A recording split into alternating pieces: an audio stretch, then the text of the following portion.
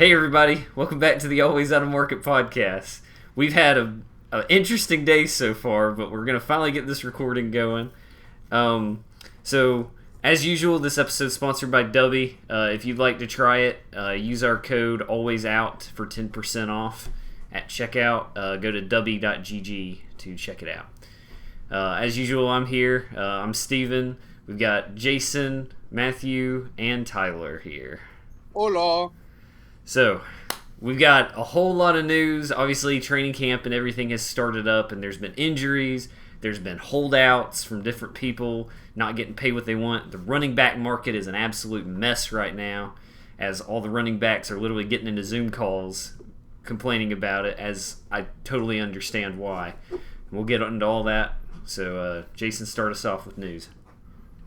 All right, so we have got a loaded slate this week because we didn't record last week. Some of us were out of town and all that stuff. So the first thing I've got is probably going to just be, I'll read it off. We say a quick something, that's going to be it. MetLife Stadium is going to feature the Giants and the Jets logos for the first time ever this season instead of the NFL Shield. So the grounds crew is going to have a lot more work to do this year instead of just keeping up with the NFL Shield. Is MetLife turf, or is it actual grass? I think it's grass. Yeah. So, I mean, I guess it's more work, but they're getting paid a shit ton of money. They can pay to keep the stadiums in good shape. Well, yeah. I mean, congrats to those two teams, the Giants and the Jets, being able to have themselves represented finally on their own field. That's all I have to say about that. The next thing, Vikings rookie wide receiver Jordan Addison was charged with reckless driving for going 140 miles an hour, and then it was later reported he was dealing with an emergency with his dog, which is why he was speeding so fast. Sounds like bullshit to me. Yeah, I'm with Matthew on that. Like, I kind of thought that too. I'm like, that just seems like an excuse to make people suddenly pity you. Which, I mean, we all have dogs, I think. So, well, I don't know about Matthew, but like, I get the like caring about your dog and everything, but I don't think you'd be going that fast. I wouldn't drive that fast anyway, because then we would both die. Most people live close-ish to a vet anyway, you know? Yeah. I feel like there's not a ton of people that live that far out from where a vet would be, or a 24-hour vet. If you have to go 140 miles per hour, that dog's not making it. I'm assuming there's not going to be anything come of that, like against him from the NFL, or we probably already would have heard about it. No, I think it would have already been dealt with. Yeah. Yeah. Next thing I've got is Frank Reich confirmed on this past Wednesday that Bryce Young will be the team's starting quarterback, and that sends Andy Dalton to the bench. I think they're the first team that drafted a quarterback to confirm or deny that their draft pick is going to start. Next up will be Will Levis, QB1. No, not at all. I mean, I saw this morning that a bunch of players on the Texans are already viewing C.J. Stroud as it's got to be QB1. CJ. It's got to be CJ. And then go ahead, Tyler. I was just gonna say it's crazy that like these teams that pick quarterbacks in the top 10 are really gonna try and be like, oh, we don't know if this guy's going to start or not. Like, you guys know that your guy sucks. That's why you drafted a guy. Yeah, I mean, it's just standard coach speak. Like, they're not going to answer any actual questions as far as things go. Like, you watch any press conference for any team, and they're just always saying we're going to play whoever gives us the best chance to win. You know, just all that kind of shit. Just, they don't answer those kind of questions until game day, active roster type stuff happens. Yeah. Speaking of the Texans, John Mechie was cleared to participate in training camp after battling leukemia last year. He couldn't play, so that's good news. I'm excited to watch him get to play. Finally get to play. So how do they do? Would this count as his rookie season? I don't know. I don't know how they do that. I don't know how. I was about to say I don't know how they do that because I mean he didn't play a snap last season, so I wouldn't see why this wouldn't be considered his rookie season. Well, even though he did get drafted. So Mechie was drafted what, round 2? Something like that? I think it was later than that. I don't remember. Sorry, dog. Getting in the way. Yeah, I think it was later than round 2, though. Yeah, so, I mean, I guess so he would just have the standard, 4-year contract, so I don't know if that counts as a year towards it or not, because he doesn't get the 5th-year option. I think when it's something like that, the team can decide what they want to do with it. So, they could either say, we'll extend your contract 1 year further than it was supposed to because you didn't play. So, it's one of those things, they could decide if they wanted to pay him or if they didn't want to pay him, stuff like that. Which I don't know if they paid him or if they didn't pay him. Considering there wasn't an outrage, I'm assuming that they still paid him part of his salary, since he couldn't help not playing. Kind of like what's going on right now with Nyheim Hines. We'll get into that later, but the team doesn't want to pay him either because he's going to be out. Anyway, before we go off on that, we've got several other things to cover first. The Saints signed Jimmy Graham to a 1-year deal, so he's going back to the Saints. I could not find how much this deal was worth. His old ass needs to retire anyway. I thought he was retired. I actually thought he was. So when I saw that, I was like, oh, okay. I thought he was coming out of retirement, but apparently he's not. We have some Titans news. You guys signed offensive tackle Chris Herbert to try and cover the depth of losing Nicholas Petit-Frere for 6 games since he's suspended. I've been. How do y'all feel about that? I probably would have preferred George Fant from the Jets, but he's free agent, but he played on the Jets last year. But I think it'll be fine. I think really the problem is we just need depth in general. Ignoring the Nicholas Petit-Frere situation, I think our starters have a good chance to really have a good season. But the thing is, injuries happen, and we definitely have history with injury bugs. If that happens, our depth is not good, especially on the offensive line. I think our offensive line is still I think our offensive line right now, since they got D-Hop, is our biggest weakness that needs to be addressed, especially given that there's no depth.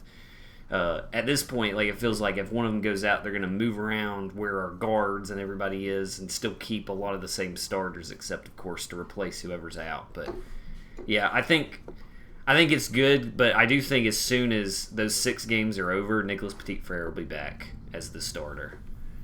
Yeah. All right, next thing I've got is the Raiders signed cornerback Marcus Peters to a 1-year, $3 million deal. He's got another $2 million of incentives available. I don't really know what this move is trying to accomplish for them.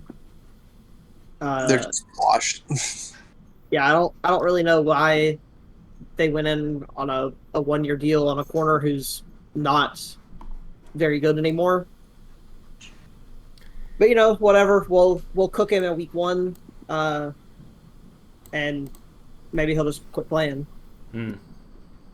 All right, now we're gonna get into some of the bigger signings that have happened since we last recorded. First one I've got is the Giants and left tackle Andrew Thomas agreed to a 5-year extension worth $117.5 million, and it's includes $67 million that's fully guaranteed. So they can protect their very deserving, high-paid quarterback, Danny Dimes. Vanilla Vic. All I'm gonna say is poor Saquon. Poor Saquon. I don't know what the Giants are doing. I don't think they know what they're doing either. They had too good of a season last year, so they were like, we can't do that shit again. I mean, yeah. If Saquon had held out, they wouldn't have been anywhere near as good. So, yeah, I mean, he almost held out this year. The next one I've got is the Jaguars signed Evan Ingram to a 3-year, $41.25 million deal or extension, whichever one it is. I can't remember. That's huge for them. He was very productive last year. Yes, I definitely know that. Yeah, he was a very. He's one of. I would say he's probably a top 5 tight end last year. He was definitely up there, and it made sense that I think because they used the franchise tag on him initially, right? But then just to actually finally get this deal done was a big deal because I mean he's definitely one of T-Law's favorite targets, especially in the back end of last year when they really started to kind of figure things out. And if they can keep that momentum going, the Jags are going to be a serious threat. The Jags are winning the Super Bowl this year. I don't know about that, but they'll probably. I mean, I think they have a chance to make the playoffs for sure. It's just going to come down to who. It's gonna. They probably are going to win their division. As much as I hate to say probably. that. Hey, you never know. You never know. We got a lot of unknowns this year. They could get a wild card spot. You never know. So we'll see. We got another tight end deal with the Bears and Cole Kmet. He's got a 4-year, $50 million extension. That's a lot of money to throw at Cole Kmet, I feel like. Yeah, hell, he's got to be in his mid-30s at this point. I feel like he's been in the league for forever. I don't know how old he is off the top of my head. It feels like he's been in the league for forever. I thought he got into the league recently. I don't follow the Bears. Yeah, I'm about to find out real quick. I feel like still, regardless of how old he is, I feel like that's still a lot of money to throw at a tight end. Maybe it's a situation where him and Justin Fields are making a good connection. They're like, we just gotta make sure to keep him because I think the Bears have got to. They've got to figure things out. I mean, obviously they were the worst team last year. Well, yeah, Matthew says not so much, but they've got to figure things out for their team standpoint. Obviously, a Packers fan isn't going to want that, but I do think like now that they have DJ Moore, and I did see some stuff. I keep up with some of the team's training camps just a little bit, and it seems like Justin Fields and DJ Moore are connecting. So I've seen that too. Yeah, and so maybe he's having a good connection with Kmet, and they're like, all right, we're gonna make sure we can lock this guy down. Yeah, any connection is a better connection for them than last season. Right. Yeah. Absolutely. Also, he is 24. Yeah, he's not old at all. I feel like I don't know. I feel like I've heard that name for so long. I mean, he was at Notre Dame for a while. I was going to say, he was at a big school in college. I couldn't remember where he was, so Notre Dame makes sense. So, yeah, we probably heard about it for 4 years because Yep. of Notre Dame. Anybody else have anything to say about that? Mm-mm. All right. Next, we have the Steelers. Well, I think we can all agree, fuck the Bears. They're just, no one really likes them. Indifferent. I disagree because Tyler always picks the Bears whenever they play the Packers. So fuck Tyler and fuck. Bear down. All right, the next one I've got is the Steelers signed pass rusher Alex Highsmith to a 4-year, $68 million deal. He's coming off of a career high 14.5 sacks last year. So he definitely earned his money last year. So it's huge for the Steelers, but I still don't think they're going to be very good. It's Mike Tomlin, though. They're going to still have a winning season. They're going to find a way. A winning season does not mean it's a good season. Oh, yeah. No, it's going to be I feel like it's going to be another 9-8 kind of season, but, you know, still winning season record-wise. I don't foresee the Steelers being good until they have a different quarterback. I feel like Kenny Pickett is not going to ever turn into that franchise quarterback that they're looking for. He doesn't fit their play style. They went from Big Ben to Mason Rudolph to Kenny Pickett. It was never going to work. Mitchell Trubisky. Mitchell Trubisky didn't do anything. Yeah, he was just there. He existed on the team roster. No, so he had, what, you said 14.5 sacks? Yeah. That's pretty good. I mean, thinking about how many sacks did, Bosa have? He had, 17 or 18, something like that? He didn't have very many more than that. And then he won Defensive Player of the Year, so that's pretty damn good. Yeah, The Steelers are just kind of one of those teams that I feel like kind of goes under the radar for me, but they're always still... I mean, they're always going to be a team that's going to fight for a good win. So, yeah, I mean, you look at last year. There was at one point they were like 3-7, and everyone was like, "Oh, this is," including me. I even said it. This is gonna be Mike Tomlin's first losing season as a head coach. Guess what? They went 9-8. They fucking pulled it together in the second half of the season. Prove me wrong. Yeah, I remember when I was going back through trying to listen for things that didn't age well. That was one thing that I thought about putting in there, but I was like, it's not really that much of a bad take because it's pretty close to being that way. Yeah, it wasn't a bad take. Yeah. It didn't age well. Yeah. Because of how they performed in the second half of the season. And I mean, if they can play like that all season, they could possibly win their division, but I don't think they're going to play like that all season. Mm-hmm. I don't see it happening.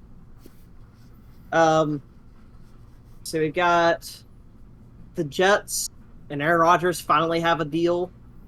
2 years, $75 million, fully guaranteed. So he's taking a $35 million pay cut from the Packers so that they can put together this super team that they're trying to put together with potentially, I mean, as of right now, Dalvin Cook is at the Jets facility visiting, and there is a very high chance that he signs there, according to him and some other people that are very close to the situation. And now Devontae Adams is saying he wants to go to the Jets. So I think they get one or the other. There's no way they can afford both. Those two guys are going to cost way too much money, even with Rodgers taking the pay cut. And, I mean, good on Aaron Rodgers. He's showing he wants to win a Super Bowl, and he doesn't just want the money since he's taking such a big pay cut. Glad he was finally okay with doing that once he left the Packers. Yeah, I'm glad that he finally just shit on our entire franchise and decided that let's go to the Jets, a way worse franchise, and let's help him. Let's just be the best guy we can be, you know? I'm with Matthew on this 100%. You know, that's just there had to be something going on in the organization that Aaron Rodgers and somebody was not getting along for him to want to leave so bad. I'm praying on his downfall. He brought half the fucking team with him, so clearly, it's like clearly he didn't have that many problems with the team. Now, question: you brought up Devontae Adams wants to go to the Jets, so obviously we know part of why he wanted to go to the Raiders is because his buddy Derek Carr was there. Now that's not happening anymore. Now, but he's still like under contract, so Raiders would have to still trade him, right? Yeah. Yeah. So I don't see something like that happening. To be honest, I don't either. I don't think if they don't get Dalvin Cook, they will probably throw a trade offer at the Raiders. But if they sign Dalvin Cook, they're going to have to tell Aaron Rodgers, "Hey, we physically cannot pay him what he's going to want because we signed this running back who is going to help you out tremendously this year." Also, I get Devontae Adams really good, but honestly, the Jets don't really need him. They're kind of stacked. That too. They have good wide receivers already. Like they don't have like a Devontae Adams guy, but they have a very solid crew. They have a solid core. Yeah. Yeah. But if they got Devontae Adams, it would be tremendously better. Well, yes, but it's the whole thing of they're not going to be able to afford it if they get Dalvin Cook. I still think their division's too tough, in my opinion. Anyway, AFC East is just ridiculous. I mean, the Patriots are definitely the one that stands out, not quite to the same level, but I really think it's just going to be Bills and Dolphins fighting again. I think it might be the Dolphins and the Jets. I don't think the Bills are going to be part of it. I mean, the Bills did take a hit losing Naheem Hines. Let's be honest. And Diggs is still sitting out, right? I mean, I thought that was over. You know, there's been a lot of Diggs drama, but I thought most of that had been resolved. I don't know. I didn't ever say anything about them resolving it. I thought he was still kind of done with them for the time being. I'm in the category or the group of people who don't really know, to be honest. I haven't seen anything about it in a long time, so... He's doing the same shit he did when he was at the Vikings. Like, it's almost the exact same... Like, history repeats itself. He's doing the exact same thing. Yeah. He's a fucking diva. He's a diva, yeah. All wide receivers are divas these days. We all the know good that. ones. All the good ones are, it seems. Yeah. Yeah, I don't know. Like, well, never mind. You didn't actually get the Hines news yet, but we're getting there, right? Yeah, eventually. All right, what's next? Okay. The Cowboys reached an agreement with Trevon Diggs on a 5-year, $97 million extension. That's huge for them. He's one of the best corners in the league. Yeah. That's good for him getting his bag. That's a lot of money. I don't think any of it's guaranteed. If it is, it's like a small amount, but still almost $100 million over 5 years. That's pretty damn good money. We got. This is where we're going to talk for a minute, I'm sure. Got two things with the Titans here. Matthew looks really excited, too. Go ahead. Titans safety Kevin Byard agreed to terms on a restructured deal. His base salary is now $11 million and has an additional $3 million in incentives instead of it being the full $14 million this year. Mm-hmm. And then the biggest news for the Titans this week or last week technically, was signing Deandre Hopkins to a 2-year, $26 million deal. He's got $3 million in incentives added to that each year, based off of yards, touchdowns, catches, stuff like that. So how do our Titans boys feel with those two things? Tyler, would you like to start, or do you want me to go? You can go ahead, buddy. I'll say first with Byard, Kevin Byard, we don't deserve him. He is so good, and he was basically told forever that he needed to take a pay cut, and we heard about that news a long time ago. I mean, that was way at the beginning of the offseason, because of course we got Rand Carthon, the new GM, and it definitely seemed like he was interested in doing that. And then eventually they did confirm that was a real conversation. And then I don't know if you guys ever watched Bussin' with the Boys, but Byard did go on that one episode and talked about that it wasn't really as like dramatic as people were making it out to be in the media. He was just like, no, I don't really want to do that, not unless we can get a certain player that make it worth it. And I think that was what it came down to. I think they were like, we can get D-Hop if we can figure out a way to work out a deal. And even in the conference, like press conferences, they were talking about that was part of why they were able to get it done. But I don't know if he really had to take a pay cut, and honestly, I don't think he deserves to have to take a pay cut. But I'm just glad he was willing to. I mean, this is similar with Rodgers for the Jets. It's like at least it's good to see a player is actually willing to make something work. Obviously, for Rodgers, it's a little different because it's like, why didn't you do that at the Packers? But I'm really glad Byard was willing to do this because he is a very good safety. So that's what I have to say about him. We don't know how easy like the incentives are to get, So like they could be like super easy for him to get the $3 million, Because I mean D-Hop's is honestly pretty like not easy, but it's not like requiring him to do a lot. It's like 1,000 yards, like I think 10 touchdowns and a certain amount of catches. It's not like a crazy number for any of those things. His catches were really high. For D-Hop. Were they 95? Yeah. I think we're 95, right? I mean, that's pretty high given the type of team the Titans are with run and stuff. Y'all are run heavy. Yeah, so I think, but we got to remember it's tiers. Like he may not get the full $3 million for D-Hop, but he could probably get $2 million and then some change. I think. But I just don't see him making the catches, especially because I do think we're going to see more out of Chigakonkwo this year, the tight end, who's now going to be officially tight end 1. And then Treylon Burks is going to still be there. And I think they're probably going to try running D-Hop more as like a slot receiver as opposed to more of like an X receiver, which I think is what Treylon is going to end up being. So Burks has been looking good in camp. From the stuff I've seen, so far everybody's been looking good as far as the receivers go. So we'll see. It's obviously not the same thing as a real game. So I'm excited for y'all to actually have a good receiver on your team that's proven himself. Because you didn't really have Treylon Burks last year. He was hurt for a lot of the season. When he was there, he showed flashes, but he needed more time. He was not ready to be wide receiver 1 as a rookie, so which you shouldn't expect anybody to be a rookie wide receiver 1 unless you which I guess he did get drafted in the first round, but even still, it's like wasn't ready. Yeah. Matthew, I kept seeing you unmute. You gonna say something? I was just gonna make a joke about Will Levis overthrowing DeAndre Hopkins and we get intercepted, but I didn't. I really don't think I think Will Levis is only going to see preseason time. I doubt that he's going to see any regular season time. If anyone sees regular season time, it's going to be Malik Willis. I'm giving it week 5 and they throw him in. Week 5? Why? I don't think that any of the other quarterbacks are any better than he is. I think they're all very mediocre.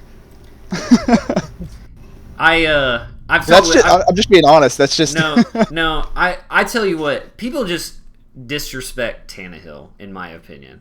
I've talked about because he hasn't done anything that's worth admiring. Look at his record, man. Like he has a very good winning record. I know a lot of that is like Derrick Henry and his team around him. But the thing about Tannehill, and I keep saying this, I've talked with Jason about this recently. Media disrespects him. As far as like records and his like pass percentage when he is there is good. The problem is last year he was hurt. Once he got hurt, the team crumbled. They were doing great. Like they had a bad start. They went 0-2, and then they really got it together. And then the second he was hurt, it's like the team crumbled. The thing about Tannehill, obviously he's not like a Patrick Mahomes. He's not like a Joe Burrow or Josh Allen. He's not that type of quarterback. He's not really the type of quarterback that's going to be the playmaker on his own. But he does know how to get the ball to the right people. He's accurate. I mean, look at in the training camp, you look at him versus the other guys. You know, he's way more accurate. So I just think Tannehill, even as old, he's getting older and his contract is kind of steep. I do agree with that. But I do think Tannehill is the way to go for right now. The other guys just aren't ready. I would hope that he would be more accurate than the two people that have played 0 NFL snaps. Well, I mean, Willis is looking better, though. They said he's been looking pretty good. So I don't know. Y'all know more into the Titans camp than I do, but I'm telling you, though, just take a minute and just look at the Tannehill stats. Just take the name out and just look at the stats and compare it to other quarterbacks. He's not that bad. Stats don't mean everything. Well, I mean, what else is there to look at exactly? Actual how they play and when they win games. Yeah, watch games. He's not bad. I'm telling you.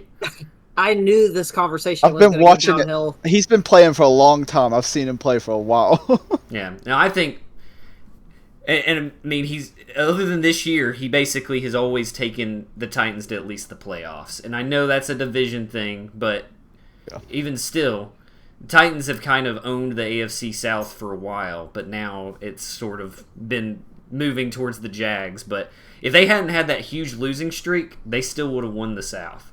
It was just the fact that, you know why the other teams are starting to move forward is they're actually getting better and the Titans are staying the same. We'll see. We'll see. No, but I do think one thing that helped, and of course you're not gonna badmouth your own team, but like D-Hop has talked about it in the press conferences and stuff that he does think that Tannehill is underrated. Like he does think Tannehill's better than the media makes him out to be. So I think there's a good chance we'll see a good connection. Tannehill actually having a decent person to throw to will make a big difference. As long as the line can stay healthy too. Well, yeah. But even there's teams that have good quarterbacks that have a bad offensive line. I mean, look at what poor Burrow's been going through for a while. So I'm not going to give him an out if he gets sacked a lot. It's like, hey, you still need to be able to work with what you got there. So, but I will give him some credit with the wide receiver room having not a whole lot of targets up to this point. So yeah, middle school players as your wide receivers. Really though, you got to think about how happy D-Hop probably is. Because look at the quarterbacks that he's had thrown to him before Tannehill. I can't even remember who it was at the Texans. Deshaun Watson. Deshaun Watson. But there's a lot of bad with him at the Texans. He played with a lot of bad quarterbacks. It was Deshaun Watson, and then I can't even think of his name. But then it went to Kyler Murray. It hasn't been any good. So I'm sure he is not. Yeah, yeah, that's who it was. That's who I was thinking of. Brock Osweiler is another one that's probably throwing him some passes. Oh, Assweiler. Yeah. Definitely not the worst quarterback he's played with. I think this season is just gonna we'll move on. We've always been talking about this for a while, but I think it's just going to really just come down to D-Hop. Just if he's still got it, as people are saying that he's still got it. Obviously there's a lot of jokes going on about, the wide receivers going to die at the Titans. We understand that joke, and history has shown that. I'm just hoping that's not the case for D-Hop, because I do think he's not quite those other guys. And then it's also the fact that they didn't have to trade for him. They got him in free agency, and they got him on a pretty decent low risk deal. So I think it'll be okay. The Julio Jones one was a lot worse because they had to trade for him and give up a lot of stuff, give him a big contract, and they still had to cut him, and that hurt the Titans' cap for a bit. And Julio was 40 years old, so I don't know why they even got him to begin with. Yeah. Again, it was a name thing. It was yeah. Julio Jones. Look at what he's done in his past, but that didn't work out. All right, let's move on. What else? All right, we got a couple more signings. We got the Giants finally have a deal with Saquon Barkley. It's a 1-year, $10.1 million deal, and then he's got an extra $909,000 of incentives added on to get to $11 million. He's definitely not playing for the Giants after this season. Definitely going somewhere else. No chance. They'll probably still try to franchise tag him, though. What, Tyler? They'll probably still franchise tag him, though. I mean, I think there's probably going to be a team out there next year that will give the Giants close to what they would want for Saquon Barkley. Honestly, is there not a limit to franchise tags? Because I feel like there should be. If there's not, I think you can do it 2 years, and then you can't. I mean, before that, I remember that Kirk Cousins got tagged 4 years in a row. So yeah, I'm pretty sure that there is I think it's a 2-time limit. Yeah.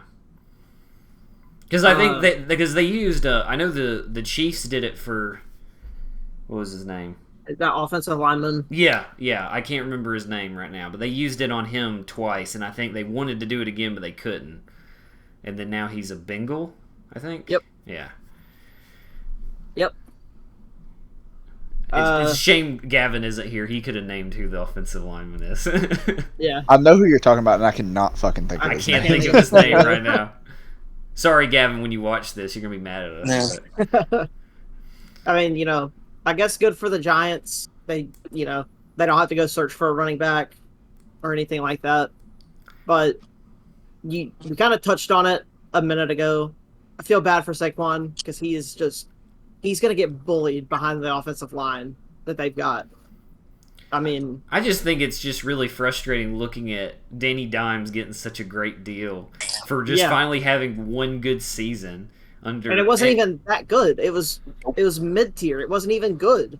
I mean, it was definitely good for him in comparison, but it was just the fact that I can't believe that the Giants staff was willing to pay him that much, because he's getting $40 million a year, which I know the bigger. There's quarterbacks with way bigger deals now, and I'm sure we're going to get into old Herbert here in a little bit. But in general, I'm giving him that much, and then Saquon's over there basically carrying your fucking team, and you're just you're a running back, though. And you're injury prone, which, I mean, I guess is sort of true, but when he's there, he's playmaker, big time. Yeah. I don't think I would pay Daniel Jones $40 million. No. I wouldn't pay him $4 million. But that's just me. We can move on from that. No, my question is, I didn't know if you want to talk about it later. Are we going to talk about the whole running back situation? Is that in there later? It's on here. Okay. Yeah, okay. It's on here. Trust me, we definitely talk about that. All right, we'll get into it later then. Because I said something to Matthew about it earlier, and he was like, it's been going on for so long. And I was like, well, we haven't actually talked about it yet. Yeah. So I think it's time we finally bring it up. All right. By so long, I meant they've been disrespecting running backs for a decade, so it's not going to change.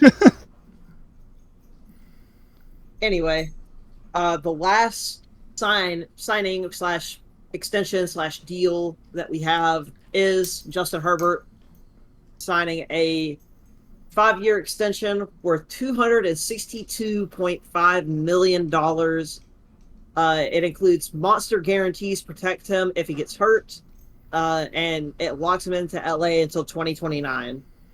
So, massive deal.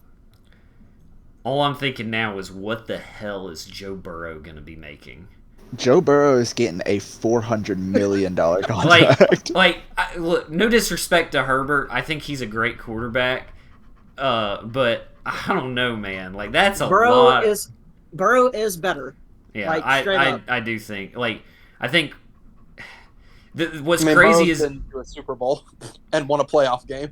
What's crazy is, like, Patrick Mahomes is what, like, 9th or 10th paid quarterback now because of all these things. You wait until he gets another contract. I was about to say, wait until they have to sign him to an extension. I don't know, because he's one of the quarterbacks that's willing to kind of do a more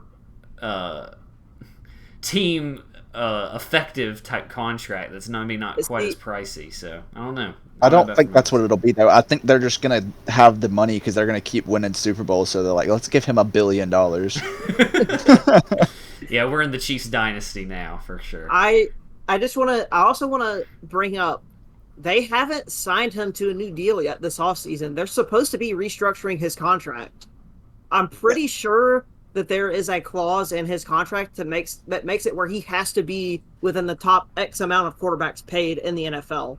I think they're having to wait and see how many of these quarterbacks sign new deals to make sure they don't have to do it a week after they already do it, giving him X amount of money. It is crazy, though, because it's like, everyone was talking about when Jalen Hurts got his contract and how big of a deal it was, and I'm like, well, we got these other guys, and it's just going to be a little bit of this over each other.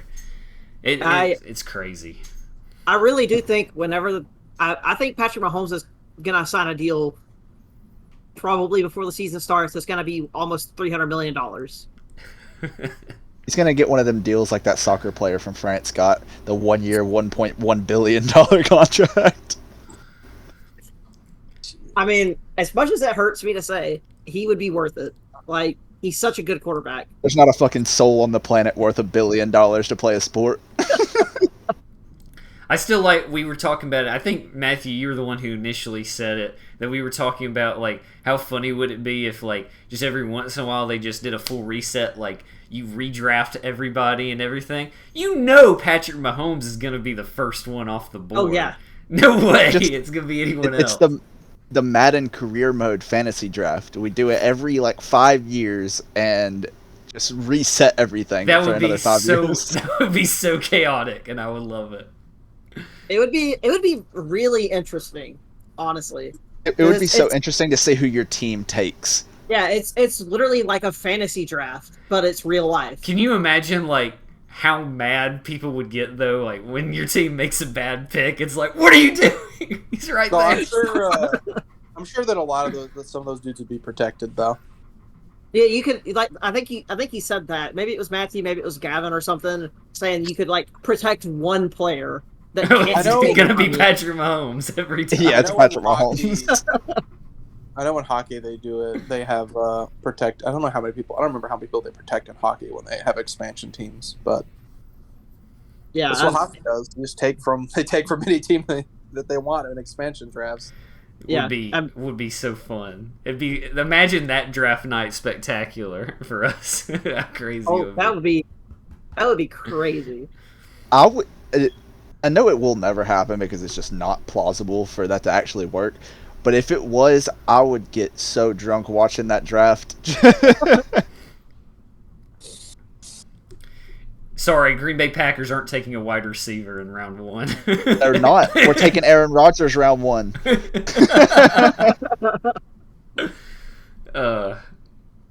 That would be so confusing for the players, too. Just it's like, I'm going to a completely different place with a completely different team now. Yep. Can you imagine how hard it would be for sports podcasts and shows and stuff to keep up with where every player went? Oh, God. They already get enough things wrong as is. Yeah, and that, they're going to be a mess. Yeah. Anyway, with the Herbert thing, I do want to mention I don't know when Eckler's up for another deal, but I think you pay him too. But again, he's a running back. But he's also we know the Chargers, they throw the ball like 99% of the time. Even to Eckler, he's still going to take like a screen or something. It's going to be a pass. So, yeah. Oh. I mean, yeah, the only thing about them potentially giving Eckler a deal is that they were already so close to getting rid of him this offseason. I feel like that next offseason they're going to try and get rid of him again. I forgot that he requested a trade last year. Or at the beginning of this year. I don't remember when it was. It was this offseason. Yeah. So. Yeah, so, I mean, maybe they can get him a deal, but if it's not exactly what he wants, he's not going to sign it. Mm-hmm. I mean, there will be another team out there that will give him closer to what he wants than the Chargers are, I'm going to assume. Good for the Chargers, though. I know we kind of got away with it and just went on a weird every quarterback tangent, but good for Herbert getting that deal, though. Good for him. But it's definitely going to be surpassed by the end of this offseason. So, yeah, I'm indifferent about it because he's in my division. I hate that he's going to be there until 2029, but I hate to break it to you, Jason. He's probably going to be there for the rest of his life. Now, so he's going to be playing quarterback when he's 65. Yep. I mean, doesn't he have like a thing where he's like has ownership in the team? I have no idea. I think that's part of his contract too. Oh, it might be. I don't know. Well, Jason gets Patrick Mahomes and Justin Herbert for the rest of his football watching life. So yeah, it's pretty great. Not good. It's pretty fucking great. And Jimmy G. And then next year, Caleb Williams. Yeah. I don't think Jimmy G is going to be there for a while. I don't think that's going to be a long term. Are you thinking the Raiders are going to get the number 1 pick, Tyler? Yeah.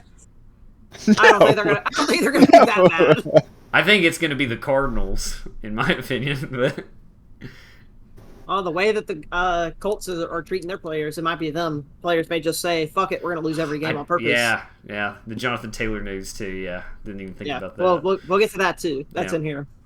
All right, we have a couple of cuts that I felt like to at least bring up. We don't have to talk about them in depth or anything. But the Jets waived Denzel Mims. He's a former, I think he was a second-round pick, maybe first. So they waived a potential good wide receiver. And the Commanders cut offensive guard Andrew Norwell. He's been an All-Pro before. So I don't know what the Commanders are doing. I wouldn't mind the Packers picking him up for real. We need a new guard. I don't know why the Commanders cut him, because I feel like that's a place that they need help still, is the offensive line. But, I'm not an owner or coach, so what do I know?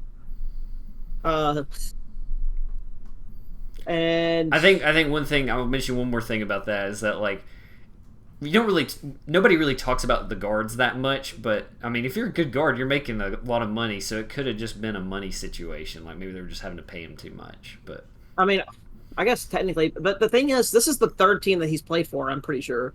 So it's not like he's been there for a long time and his contract has just gone up exponentially. Mm-hmm. I think this was his first contract with the Commanders, and they cut him already. So I don't know if there might have been something going on the inside we don't know about. Yeah. I don't know. All right, I got one thing on the defensive side of the ball, and this is a pretty big one.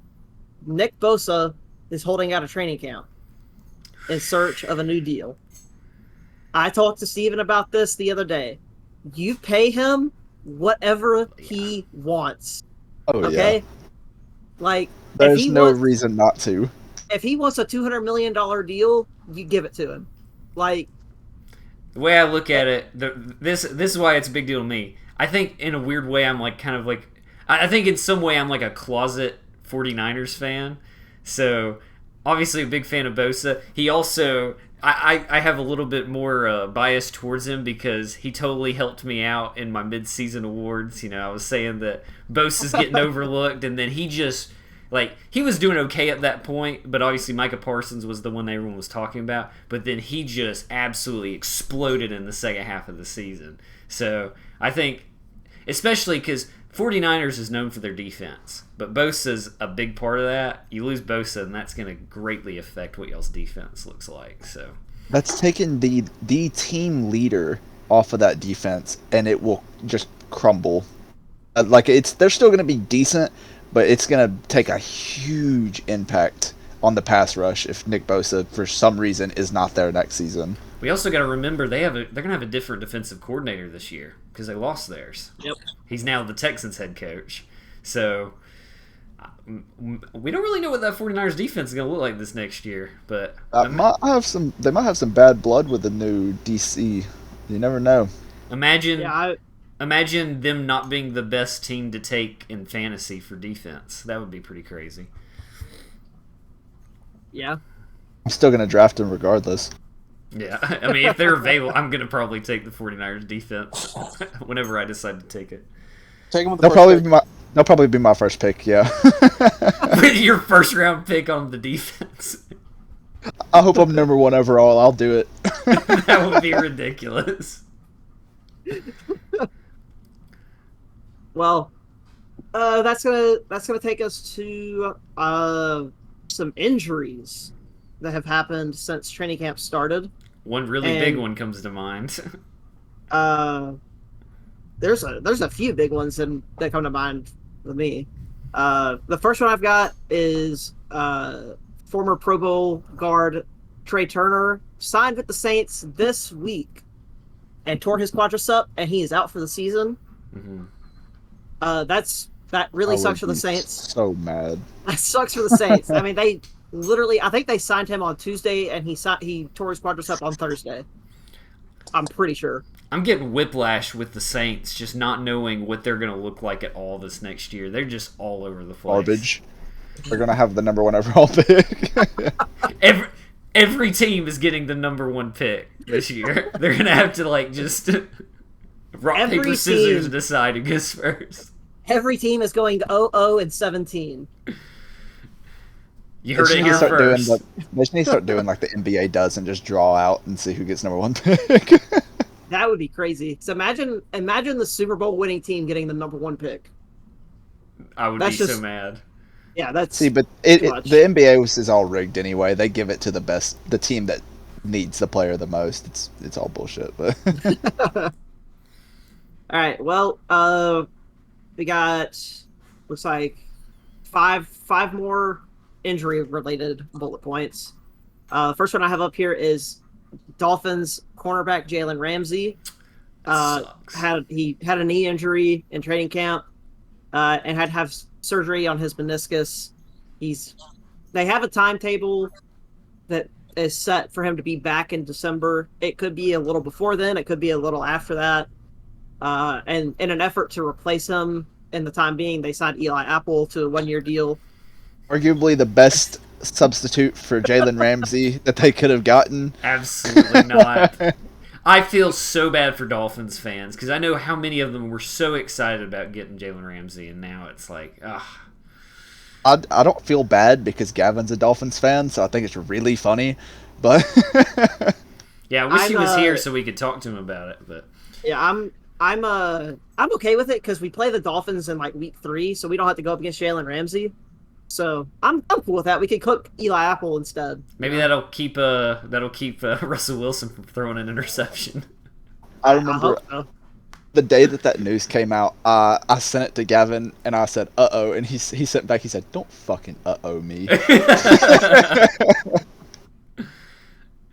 Yeah, that's a huge loss for the Dolphins. Really, that's about the biggest loss that they could have had on their team. Yeah. Just about. Behind Tua. Yeah. Behind Tua and Tyreek Hill. Yeah, Tyreek Hill will be a big deal. Yeah. Then we got another injury that didn't happen during training camp. We touched on it earlier. Bills running back Nyheim Hines. He's out for the whole season. From what I understand, he was sitting still on a jet ski and somebody else on another jet ski ran into him. And he had to have surgery on his knee. He had a really bad knee injury, and it's going to put him out the whole season. Whoever was... Go ahead. I was a fan of somebody in the AFC East.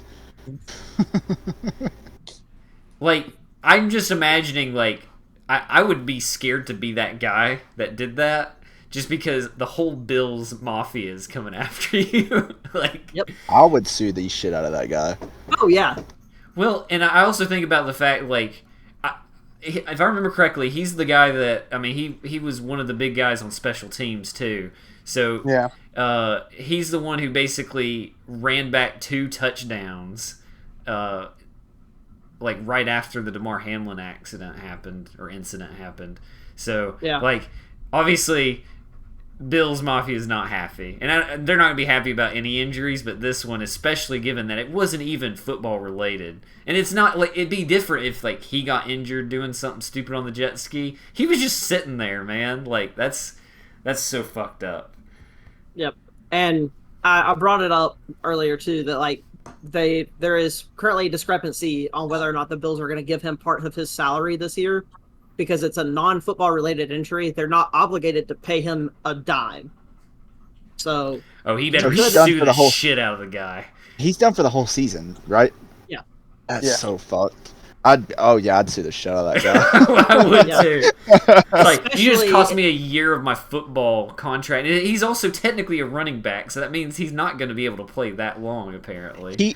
Steven, he is a running back. He's not technically a running back. Well, he's a running back. He's a running back, but he also does a lot of special team stuff too. That's what. Oh yeah, that is true. That's his big. That's his big thing, I think, is his special teams input. So yeah. So it really does suck for him, though. I feel really bad for him that it was just something that he could not help. And I saw people on Twitter that were like, well, why was he on a jet ski a week before training camp started? It's he was not... Who's expecting to get hit by another jet ski while you're sitting still?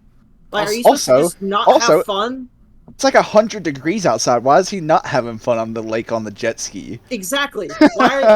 Do you just expect your team, the people you go for in professional sports, to not go enjoy themselves before they have to start training again? They're still people. Let them have lives. That's the thing. I feel like some people just want them to be wrapped in bubble wrap around the off season, just so they don't risk any injury.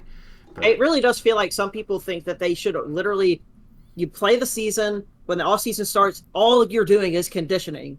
Yeah. Then training camp starts, you do that, and then the season starts, and rinse, repeat. You don't have fun, you can't go on vacation, you can't do any of that. You can only do football-related things, and if you get hurt doing that, then it's okay. Well, that's how it should be. Right. That's what I'm saying. For my team.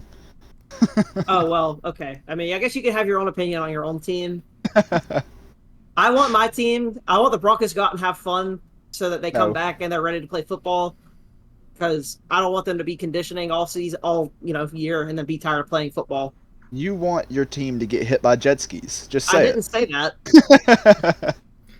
Yeah, but I did not say that. I do feel bad for the Bills, though, for this, too, because it's I'm under the opinion that I want every team, even my rivals in my division, I want everybody to be healthy, because then that takes away the whole, well, if this person was playing, we would have won and stuff. I just wish everybody could be healthy and going into the season, because then there's just, injuries are going to happen, but for stuff like this, that it's just it's ridiculous that this happened at all.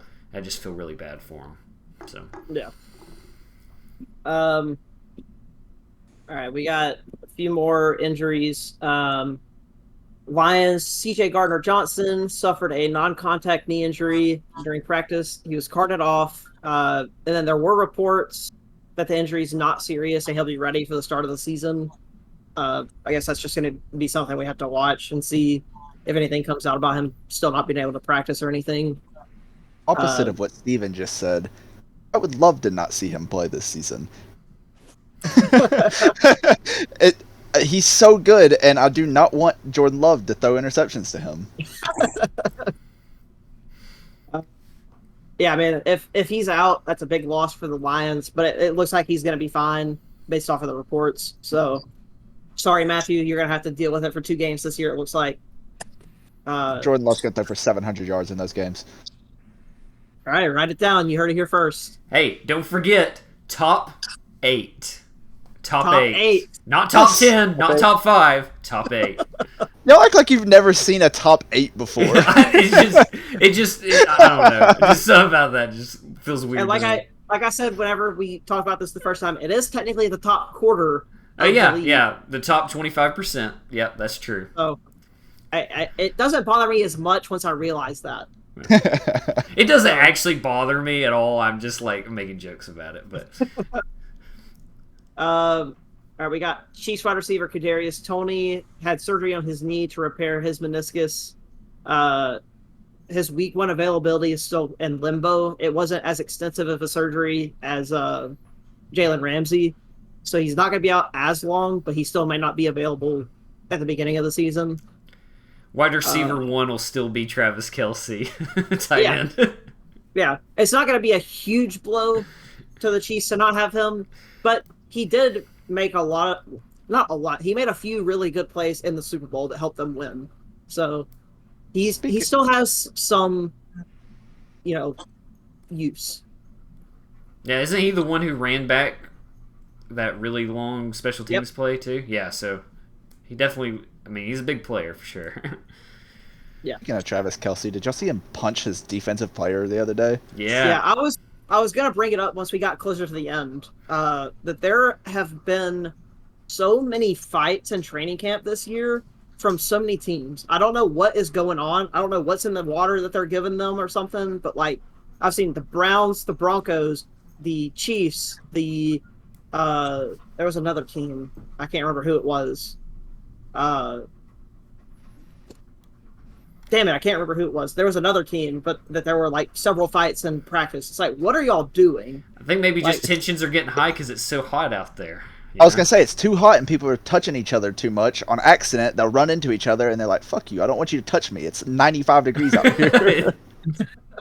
Like, I literally saw a video this morning of the Browns at training camp this morning, and a guy, like, tapped his teammate on the back of the helmet, and they got into a fight. Like, barely touched him.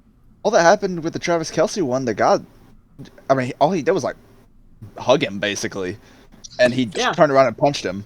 No, I did see one where someone tried to, like, knock the ball out of his hand, because Travis Kelce got into 2 fights yesterday. Oh. And someone tried to knock the ball out of his hand after the play was way over, and he threw a punch. So I guess Kelce just came in yesterday and was like, "I'm choosing violence today." He's mad because he couldn't get Taylor Swift's number. Okay, that's all it is. Don't know why you. What was that? Yeah, you cut it out. I said I don't know why you would want it. I mean, he's desperate, you know. Just reach out to Aaron Rodgers. We know he has it. So. All right. I got one more injury, and I'm sure you guys all know which one it is. Yeah. Joe Burrow went down, non-contact injury. Turns out it was a strained calf muscle. Depending on how bad it is, they said he could be out of action for 1 week up to about 2 months. So he could be out for the first couple weeks of the season potentially, if it's that bad. It didn't look like it was probably that bad. And we haven't heard that it was that bad, so he's probably going to be available for week 1.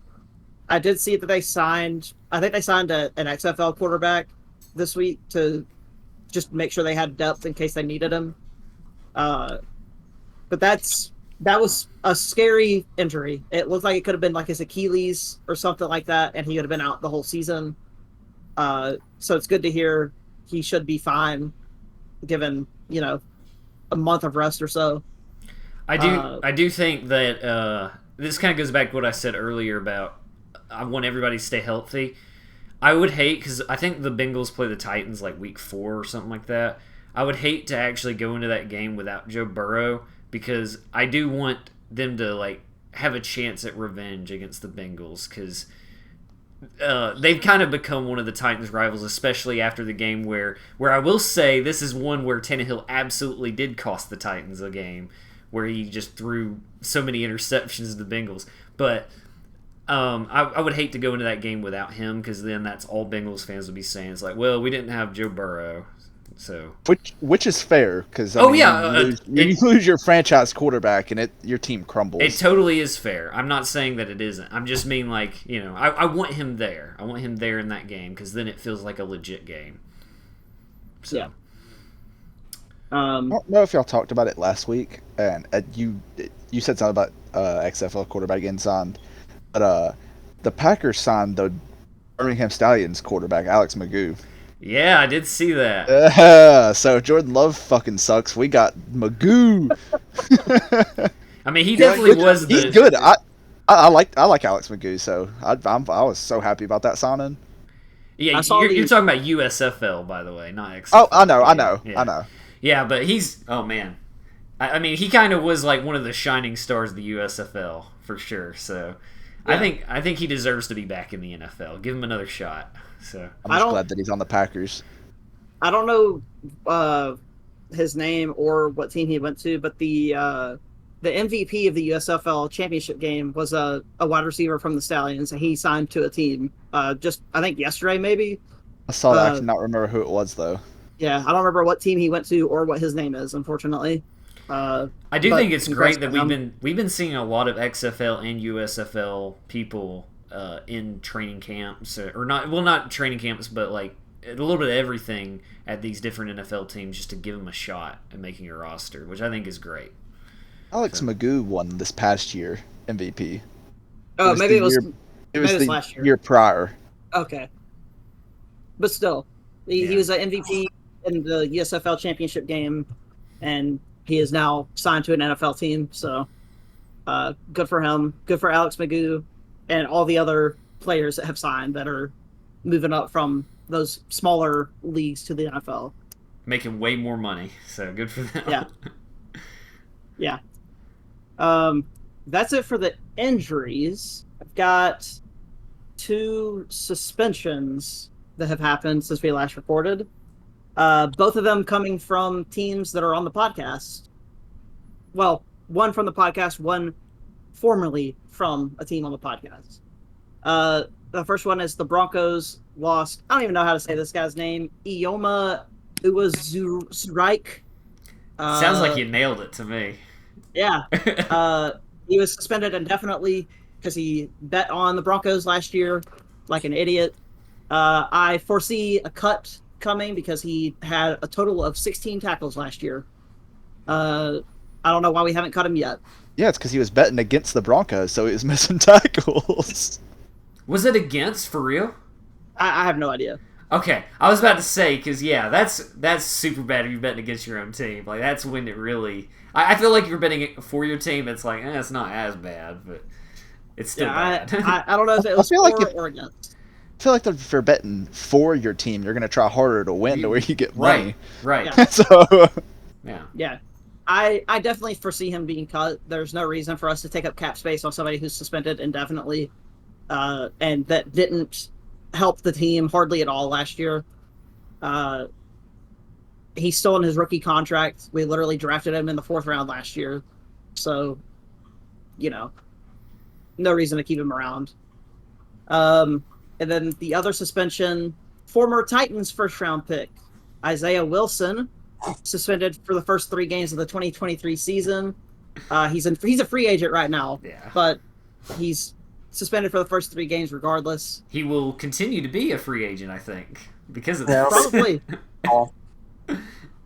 But yeah, he's suspended. Those are the 2 suspensions that have happened since we last talked about them. I know. Go ahead. No, go ahead. You're fine.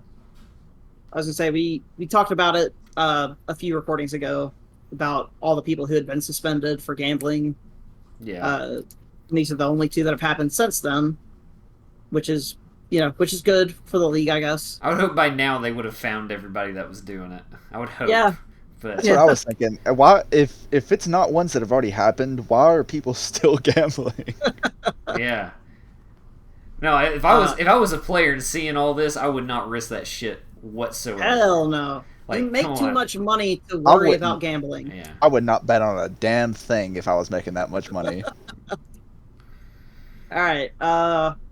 We're down to... I got 2 more bullet points. I know we're going to talk about our team's training camps a little bit after.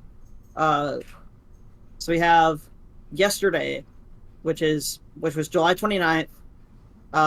Jonathan Taylor formally requested a trade from the Colts, to which the Colts owner, Jim Irsay, responded. He made a statement about the current running back situation in the NFL, said it was a privilege to be in the league and stuff like that. And then he also said in a text yesterday, we're not trading Jonathan. End of discussion. Not now and not in October. I don't know if I, even as that owner, do I want Jonathan Taylor on my team knowing he does not want to play for me? That's what I was going to say too, because if he requested that he does not want to be there, why would he give his all to help y'all win? Unless he's just that kind of guy and he just is competitive as fuck, which he's in the NFL, so he's got to be somewhat competitive. But either way, Irsay's insane.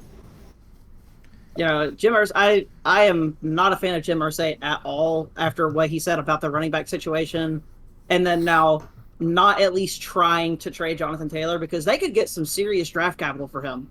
He's still young. He's a very, very good physical running back. Somebody would trade for him and give you what you asked for. I was just shocked that he requested a trade. I didn't know anything. Like, it just came up out of nowhere. Yeah, I mean, when your owner says something as dumb as what he said, you're going to immediately be like, yeah, I'm not playing for you, especially when you're playing that position in particular. Irsay's the kind of person that, like, you listen to him, like, answer questions, and he's kind of like that guy that has, like, a presentation and doesn't come prepared whatsoever, like, just bullshitting his way through. So, like, you actually listen to what he said, and it's like he doesn't even know what the fuck he's talking about. So yeah, I saw something this morning that was like he said before, like, no one treats our players as good as this organization, and it was a screen cap of when they cut Peyton Manning after 14 seasons. It's like, yep, you really treat your players well. And then guess what? He went on to win a Super Bowl on his new team. And break, like, every NFL quarterback record that there was. Yep. So, I mean, it wasn't a, we don't think he's worth it anymore. It was a, we just don't want you anymore kind of thing, because he was still good. He's still, yes, Von Miller won the Super Bowl that year for the team, but Peyton Manning helped get them there regardless. Peyton Manning did 90% of the work to get to the Super Bowl. He just didn't do the work in the Super Bowl. No. That was a bad Super Bowl. Yeah. And then that leads me to the last point that I have, and we already touched on it a little bit towards the beginning. There were some veteran running backs that started a group text about, it's been almost 2 weeks now, and then they set up a Zoom meeting to discuss, like, strategies that they can use to get better deals in the league.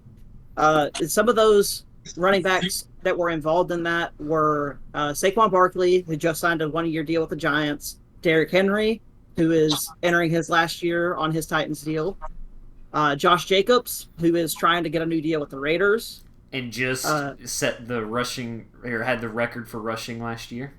Yeah. Christian McCaffrey. Number one. He wasn't the record, but you know. Yeah, not the record, but he was first in the league. Yeah.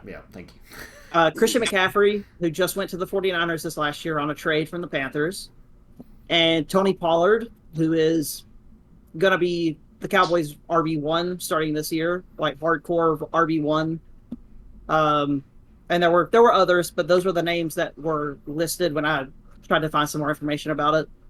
Well, I mean, what do y'all think about this? I know we all have the same opinions kind of on this, that they're not being paid enough for what they do, obviously. I mean, when Brian Robinson comes in and is the highest paid running back for the year, it's kind of ridiculous. You mean Bijan Robinson? Yeah, Bijan, sorry. Top five in rushing. It's more likely if a bunch of running backs don't play this year. This is true. Steven might be onto something. Yeah. Yeah, I mean, obviously, some of these guys are not getting paid as much as they should, such as, like, Saquon Barkley, Josh Jacobs, Tony Pollard. All those guys are mega workhorses for their team. I mean, the same can be said about Derrick Henry, but he's getting older, so his deal is just not going to be worth as much anyway because of his age. I still don't know what they're going to do next year. Are they going to extend him? Are they going to trade him? Are they going to let him go into free agency? I really don't know. I think if he wants to stay a Titan, he'll stay a Titan, and if he doesn't, I think he'll retire. I don't think he has anything else to prove unless he wants to ring chase. I would love for him to just retire a Titan. I don't want to see him on another team, but I would say I can see him trying to ring chase potentially, but that's only if he doesn't ask for too much on his contract. I could see him signing a 1-year deal to one of these super teams that they're trying to build, like the Bengals or the Chiefs, whoever. Can you imagine Derrick Henry on the Chiefs? I don't want to. Yeah, you think you don't want to? No, I know you definitely don't want to. What I was going to say as far as all this is concerned, I just think the problem is now with the way the NFL is, it's definitely a passing league. And so that unfortunately kind of makes it unfair for the running backs. There's still teams like the Titans, like the Falcons, that are going to be more run heavy. But most teams now, especially the more like elite playoff teams, are typically more of a throwing type team. So I think it hurts. But also, even on these other teams, a lot of times on first, second down, and when they're like just a yard short, they're going to give it to their running back. So even on these teams that pass a lot, they're still going to get a ton of carries. And because of where you are, you're having to basically run through the offensive line or run on the edge. You're going to be probably taking some serious hits. And because of that, they consider their time span not as long. So I understand from a business standpoint why they don't want to pay running backs, but it's also, you got some great running backs in the league. You got some star players, and I think if they're a star, they should be paid. So, yeah. I forgot to put it in here, but Sonny Michel retired yesterday, I believe. He only played 5 seasons. I did not see anything about that. Yep, he retired yesterday. Sean McVay said that he had just had enough of it. And I can almost guarantee that a lot of that is stemming from the fact he knows he's not going to get paid what he should. Well, so Sonny Michel also doesn't deserve as much money as he probably wants. Well, he's not like a top-tier running back, no. But I imagine with the way the running back market is now, he would probably get stuck with a 1-year, like, $750,000 deal. And that's, even for Sonny Michel, not quite enough. I feel like he would need at least $1 million a year. And hell, with him being on, he was going to be on the Rams this year. So I imagine he would have been their RB1, because I don't remember who their other running back is. I don't even know who their running back one is, other than that. It's Cam Akers. Oh yeah, Cam Akers. Yeah. So he probably would have been RB2, behind Cam Akers, but still, I imagine a lot of that was stemming from what's going on in the league right now with running backs and all that stuff. But I mean, so obviously right now in the league, quarterbacks are the highest paid position. What do you guys agree that the quarterback should be the highest paid, or do you think there's another position that should be the higher paid position? I do think quarterbacks for sure. It has to be quarterbacks. They run the entire offense through them. A little bit, because I feel like they are getting paid too much for not enough accolades. Like, it's really good that Herbert got that deal. Hasn't won a playoff game, so don't think he deserves to be the highest paid quarterback. This is one of the few times that I'm actually agreeing with Tyler. I'm also in agreement with that. The fact he hasn't won a playoff game yet. He went to the playoffs the first time last year, I think. So, and choked against the Jags. Yeah, 100%. Blew like a 27-point lead or whatever it was. Yeah. I mean, so we all agree on quarterback. What do you think I'm sure we're going to agree what the second highest paid position should be. Mine is just the offensive line in general. Punter. Left tackle specifically. On the offensive or right line. Tackle for lefties. I'm going to be honest. I'd say something like middle linebacker, one of the guys that runs the whole defense. Because you got to think, if you're paying the mind of the offense this much money, the mind of the defense should get not equal, but should for sure be the highest paid on defense. I mean, I see where you're coming from.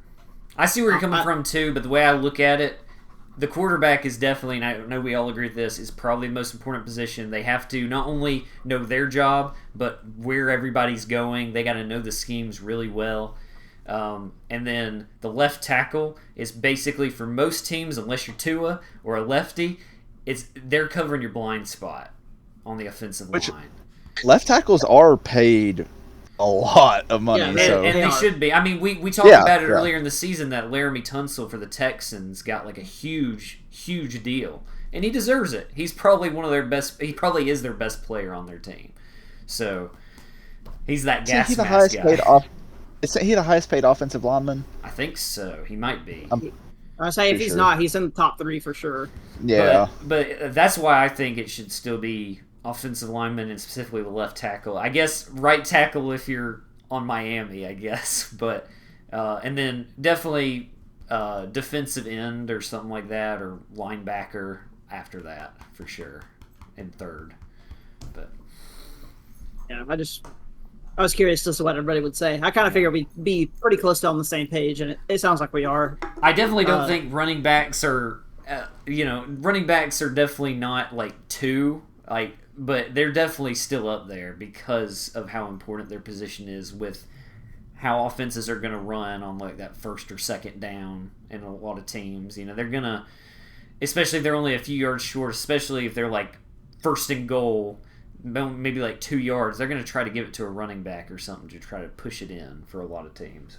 But yep. Well, that's all of the bullet points that I have.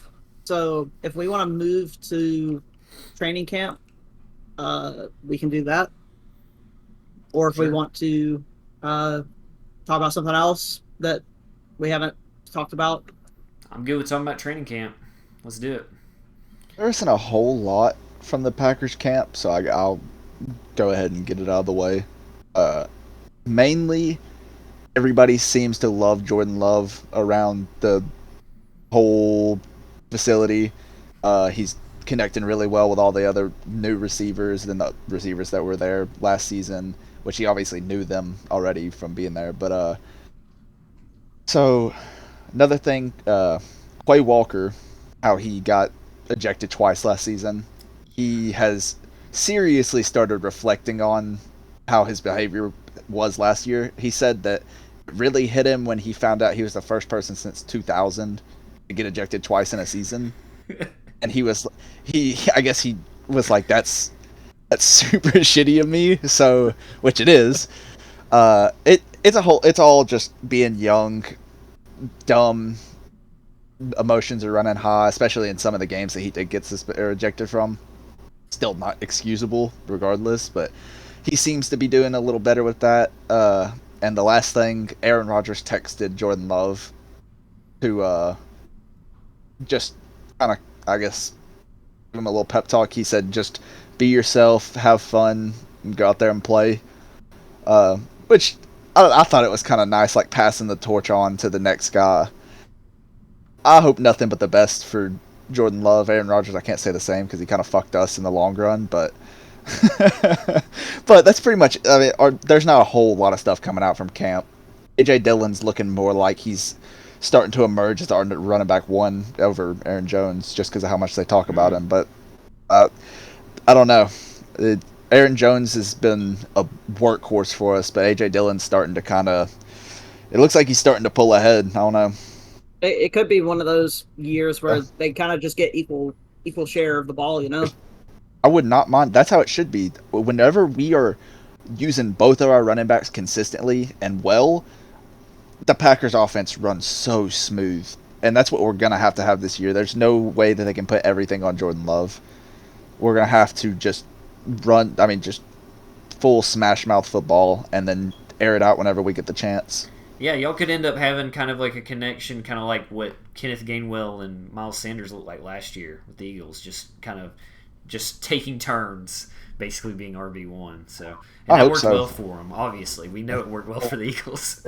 Yeah. I hope so. Like I said, that's whenever our offense is running at its best. So, I will say I've tried to keep up with the Packers. I've tried to keep up with all of our teams, so I could kind of talk about it too.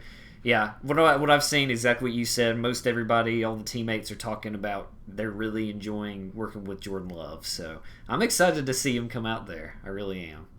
I can't tell you how excited I am. and nervous. I'm very nervous about this upcoming season, but we'll see how it plays out. I do feel bad for Jordan Love, though, because just anytime he does anything, it's just going to be compared to Aaron Rodgers. And it's like, come on, just let him be himself first. I've thought about that, too. His whole career, he's going to be compared to Aaron Rodgers. But there's nothing you can do when you sit behind somebody like that. It's the same thing with Jimmy Garoppolo whenever he was playing at the Patriots. So. Yeah. What about you, Jason? All right, so... the biggest thing so far out of camp has been that Russell Wilson is in probably the best shape of his life. He's been putting in some major work getting into shape this offseason, and I will say he looks really good. Wolverine blood, man. He looks so good, especially compared to last year. He looks like he's in way better shape than he was. Yeah. I don't know if that's the coach is doing or what, but I think getting Sean Payton as our head coach kind of gave Russell Wilson a wake-up call, and he has spent this offseason working out, conditioning, getting into shape, and looking more like the Russell Wilson that we saw at the Seahawks. I'm not going to go out there and say he is going to be that Russell Wilson again, because we don't know that after last season. There's a lot of questions going on, rightfully so. But I saw yesterday during training camp, he didn't miss a single pass. He had no picks in training camp. There were a couple of drop balls from Jerry Jeudy and Cortland Sutton, but that's to be expected. It's training camp. But Russell Wilson didn't miss any throws himself. Which makes me excited because last year in training camp, he was atrocious, even in camp. Javonte Williams is he's in camp. He had that terrible injury last year. He tore his ACL, his MCL, and some other muscle. And when it happened after his surgery, they said on day one at training camp this season, he would still be months away from being able to play. And they asked him in a press conference. They were like, how did you get to where you're able to actually participate in training camp when you're supposed to be months out still from being able to get on the field? And apparently he's been doing back squats all this off season, and it has helped his rehab go way faster than they expected. Back squats are the best thing you can do for your legs in general. I don't know how it helps him rehab his knee, but I guess whatever works. Yeah. Right. I'm still very nervous for him to play. I wouldn't be opposed to holding him out of playing for a few weeks once the season starts, just to make sure he's okay, because I don't want him to go in week one, play, and then immediately he's hurt again and he's out for the season. Because I think we were all out at Buffalo Wild Wings whenever he got hurt. And when it happened... it happened, and I was like, yep, there goes our season. And guess what? Our season went downhill from there. Which week was that? It was early. It was super early in the season. It was within the first 5 weeks. Yeah. And I've seen a few things about our rookies, like Riley Moss. He's our corner that we drafted. He's been doing really good, keeping coverage tight. He's had some pass breakups and whatnot. I can't remember what the wide receiver we drafted. I can't remember what his name is, but apparently he is ahead of schedule as well. He's performing really well. And then Mike McGlinchey hasn't been at training camp at all. He had a death in the family, so he hasn't been at training camp. He's excused by Sean Payton. Okay. So he's supposed to be coming back. He's supposed to be at training camp starting on Monday. Well, tomorrow. I'm sure he'll still be good. He'll still be really good. I know Steven's very jealous of us getting that signing. I want McGlinchey so bad. I'm jealous of y'all getting that. I think every football fan that actually knows football was jealous of him not going to their team. I mean, look, we got Mike McGlinchey and Ben Powers. I'm very happy with our offensive line signings this offseason. I could not have asked for a better combo, honestly, that we could have afforded at least. Jason and I were looking at the depth chart the other day, and the thing that still just blows my mind is just looking at the defensive side of the roster for the Broncos. Fucking stacked, man. Absolutely stacked. And there are rumors now circulating that we could be getting Chris Jones from the Chiefs. So, which is what started that conversation. I'm like, y'all are good. You're done. That would be disgusting. I would not be opposed to that at all, obviously. Of course not. If we could just start taking the Chiefs and moving them to the Broncos, I would be okay with that. Don't you already have Frank Clark? Yeah, we already got Frank Clark this offseason, and Frank I Clark... forgot all about that. Yeah, Frank Clark put a picture of him in training camp on Twitter this past, 2 days ago, and Chris Jones retweeted it and had the fingers crossed emoji with it. So apparently there could be talks about him going to the Broncos. I'm not going to hold my breath about it because it would just be too much, I feel like. I doubt very seriously they're going to trade him within the division. I would never do it if I was their owner. See, it's going to be off topic of what you were just saying, so. Okay, all I was going to say, and this could be the last thing that I say because I've pretty much covered everything that I can remember off the top of my head, at least.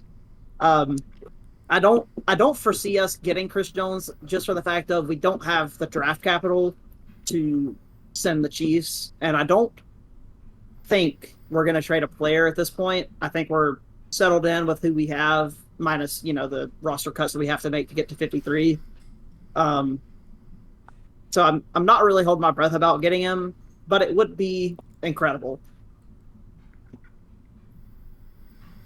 So, going back to what we were saying about Russell Wilson looking really good, looking in the best shape of his life. Have y'all seen Jordan Davis for the Eagles? They released a video of him recently, and he is just like a different person. He's massive now. I mean, I know he was big before, but he's slimmed down, and now he's just muscle. He's going to be a fucking menace this season. I haven't seen that at all. I have to look it up after. Yeah, I think maybe SportsCenter posted. I'm sure the Eagles posted it too, but that he looks like a whole different man. Absolutely jacked, huh? Yes. Yeah. I saw they were saying he's blowing through the first string offensive line. Sure he is. In training camp. The rich get richer.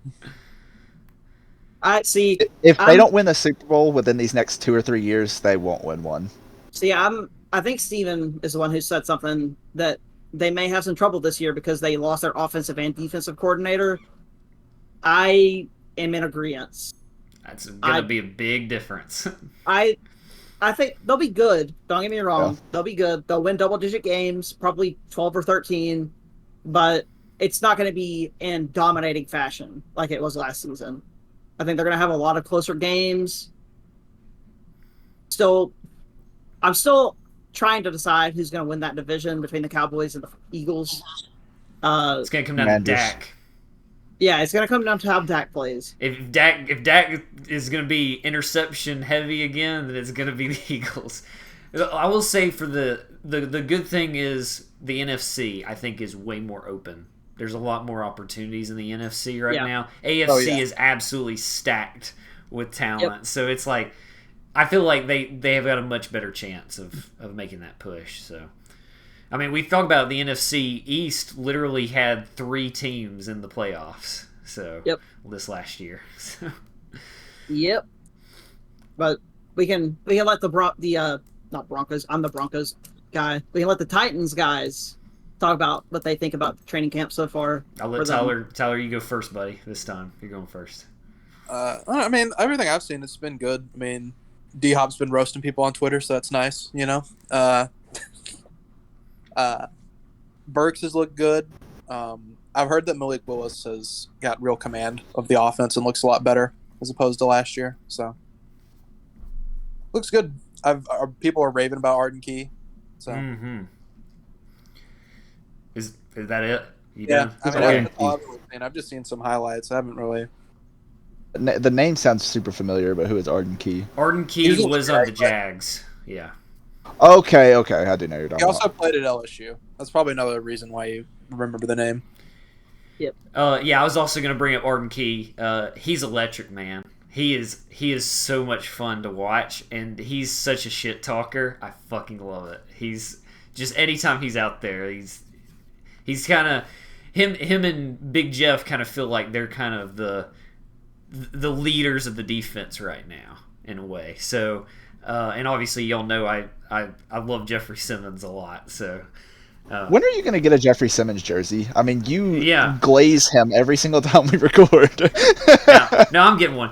No, but I will say, like, Tyler kind of touched on it. Malik has been improved, and the fact is, like, Vrabel has never really enjoyed talking about Malik Willis at all in, like, press conferences. But he did talk about him some this time. He was saying that he has improved a lot, which is good.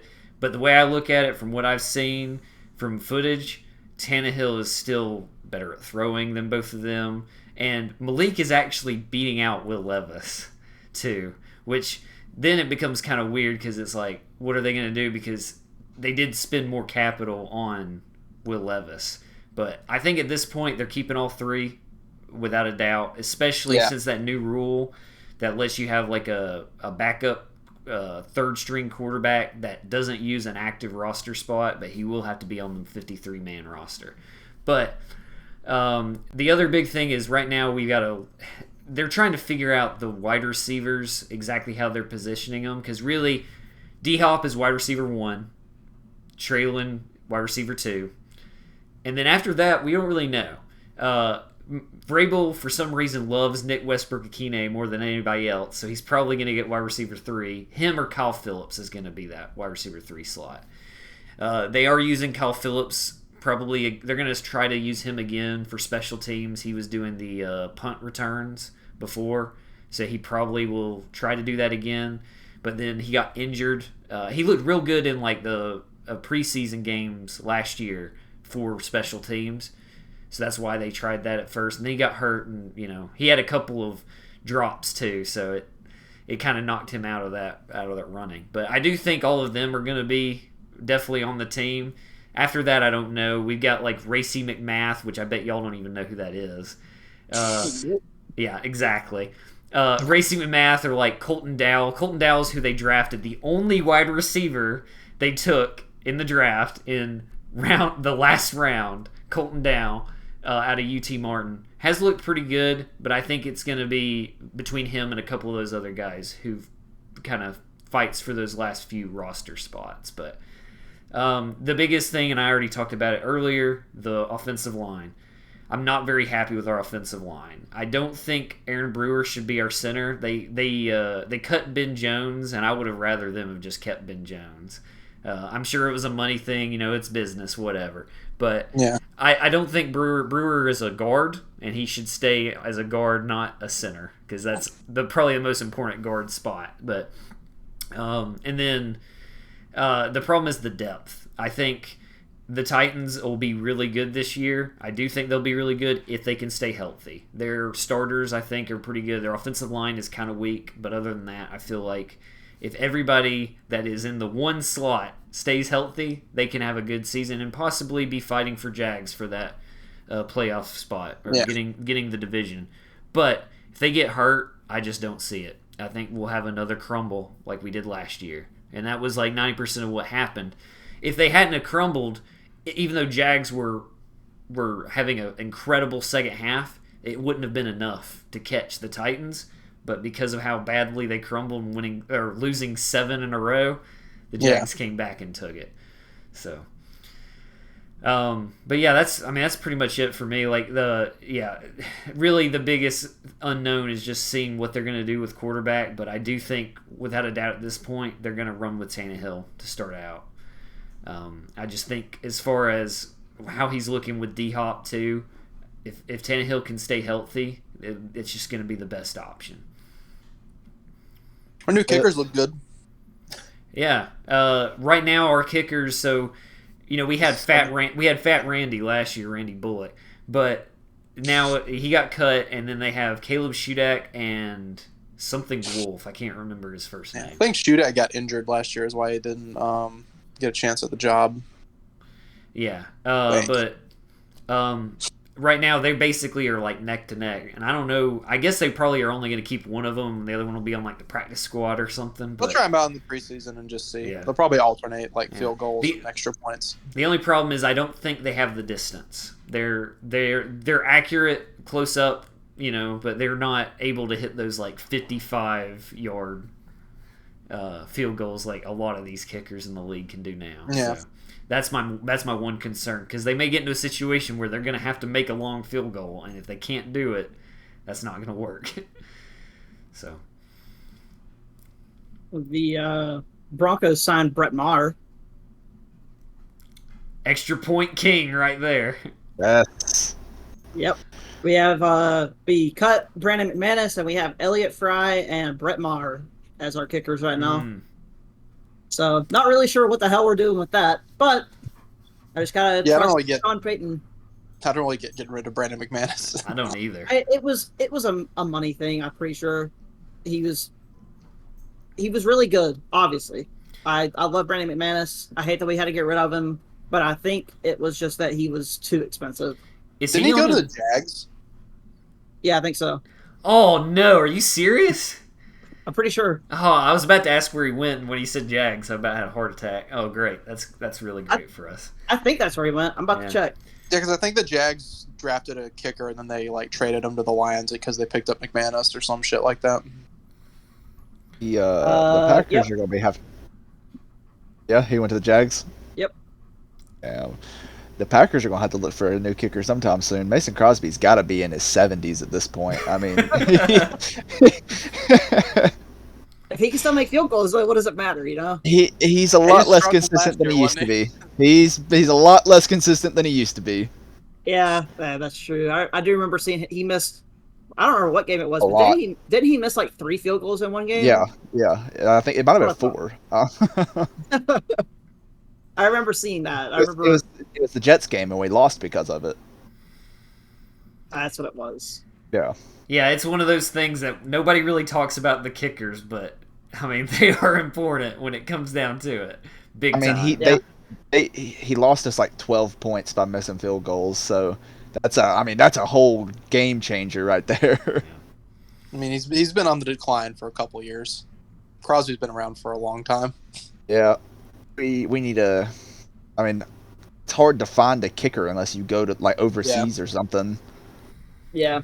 There's not many that just show up that are actually good. And most people don't want to take them in the draft either. Like we did draft a kicker this year. I want to say it was the guy out of Auburn, Carlson's brother. Oh Anders yeah, Carlson. it was. We did draft him though. I just forgot about that. There you go. There's your guy. So maybe, I mean, even though he fucking sucked at Auburn. I mean, they do have the rule in the NFL now where you're supposed to have a player from out of the country on your team. You could get a kicker from out of the country. We have a guy from Nigeria who plays defense, and he's a fucking monster. He looks huge. Maybe next season you get a kicker instead. Maybe.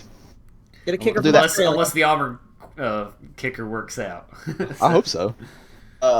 Alabama had a history of getting European kickers, and they were not good, so that's not really what I want. All right. I guess I want to. We don't have to talk about it if you don't want to.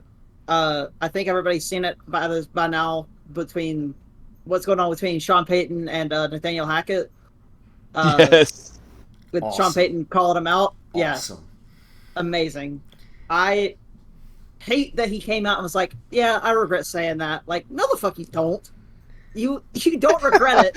You would have never said it if you would have regretted it. Somebody on the staff was like, "Hey, we need to be more careful with that shit." 100%. That's you're the new coach. We know that you're like that already from the years that you were at the Saints, but. Yep. No, I thought it was absolutely awesome just calling him out like that. I mean, when you have to count down the play clock, I feel like your coach has failed. Yep. That's so embarrassing. It was so funny. Fans. So funny though, watching the footage of them just screaming out the clock. Yeah, no. And the fact they still almost got to delay a game on that play. Like, it's just last season was such a disaster. We didn't really actually explain what Sean Payton did, so do you want to explain? Okay, so Sean Payton had an interview with USA Today, I believe. And in that interview, he basically, I'm not going to say quotes because I'm definitely not saying exactly what he said, but basically he said Nathaniel Hackett did such a bad job coaching last year that it was possibly the worst head coaching job of all time. And then what is Billy Turner? He's not wrong though. Yeah, no. Billy Turner played on the Broncos last year. I say that he played like 5 snaps probably, and then he was hurt for the whole season. And now he's on the Jets with Nathaniel Hackett again. He called out Sean Payton and was like, saying, "Oh, he's already trying to cover his ass before training camp even starts because he knows what he's getting into and stuff like that." And the one thing I can quote is he called Sean Payton a fucking bum in his Instagram post. I'm bummed with the Super Bowl. And then this morning... That's what I was about to say, Tyler. This morning, Aaron Rodgers called out Sean Payton and said to keep his coach's name out of his mouth. So there's a lot of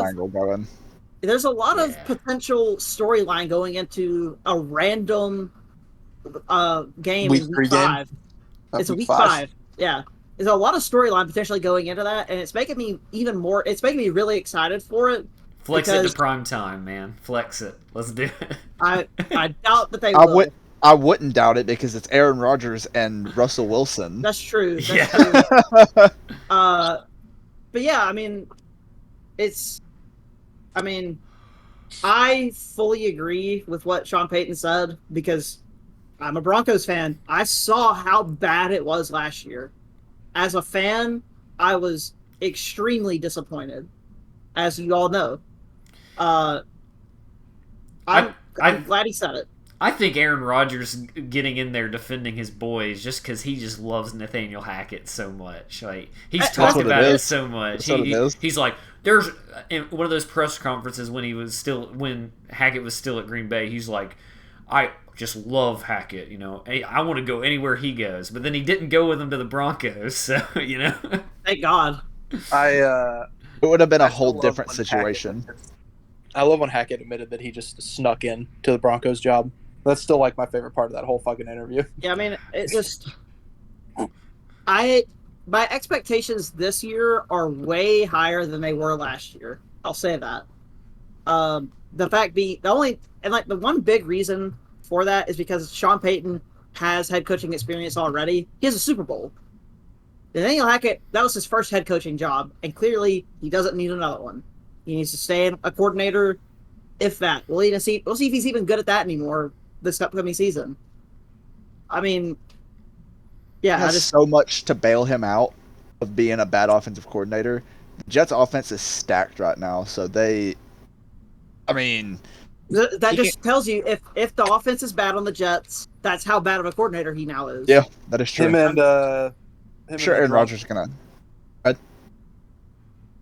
The Titans offensive coordinator from last year. Yeah. It's not gonna matter.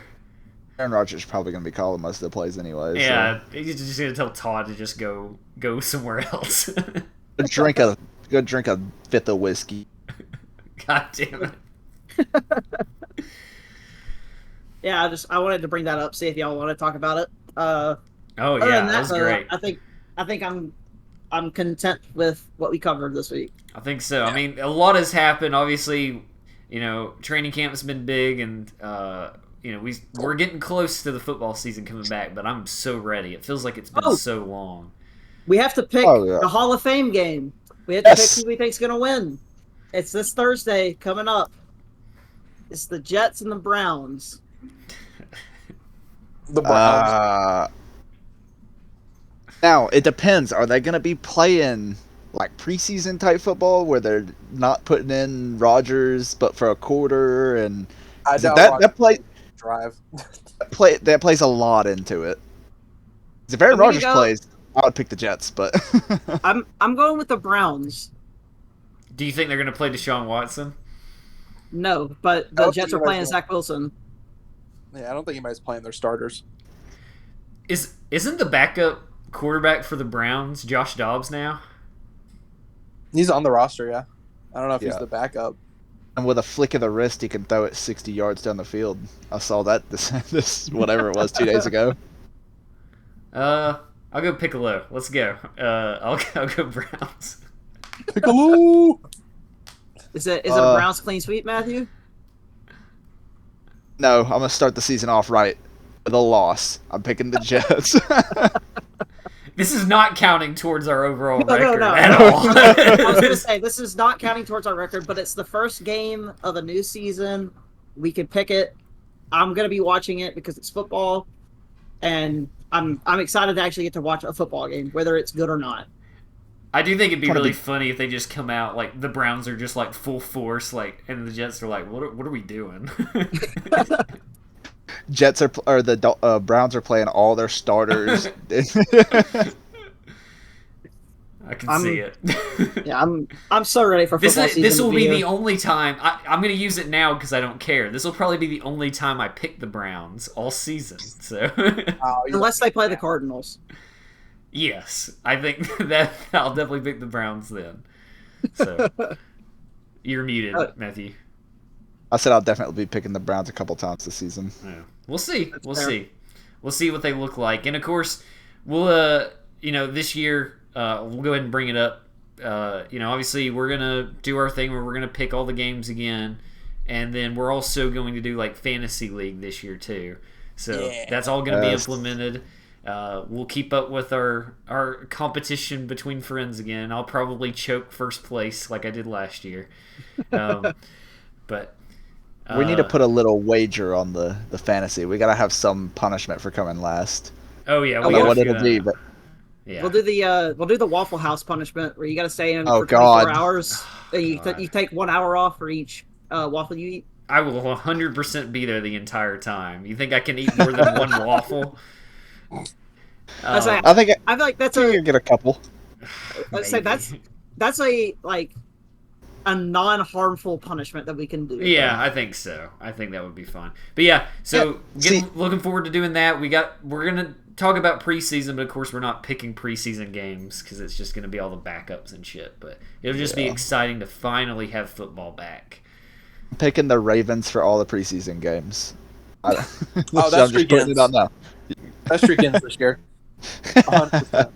They're gonna lose a game this year. How long's it been? Like 24 games or something they haven't lost? Why would you think it would just end this year? I think it's going to happen. Maybe. We'll find out. Either that or Jim Harbaugh is going to put his starters in to keep a stupid preseason streak alive and end up hurting someone. Lamar. And of course, I want to also mention before we get out of here, we'll also throughout the season kind of keep a close watch on our bold predictions that we did and see if they're even close to coming true, and we'll see what we're doing. So we're really excited for this next season. So just make sure, if you aren't already, subscribe to the YouTube channel. Make sure to subscribe, especially if you're listening just audio only, because we are going to still have some visual components that we'll have during the main season too. So y'all got anything else? Nope. That should be it. We're 11 days away from the first NFL preseason game. Let's go. So exciting. All right. It's shorter than that, Jason. Thursday's the first preseason game. That's the Hall of Fame game. Yeah, it's different. It's still a preseason game. Whatever, Tyler. Whatever. All right, well, I'm going to take us out. So, again, thanks again for watching. Make sure to subscribe. Follow us on Twitter. We're not going to call it X. I'm not doing it. It's at Out of Market Pod, and we're going to always tweet out. We're going to try to remember to always tweet out when we got a new episode up. And we should be hopefully back to weekly recordings. I hope so. We'll see how things go. But yeah. All right. Thanks, guys. Bye. Bye.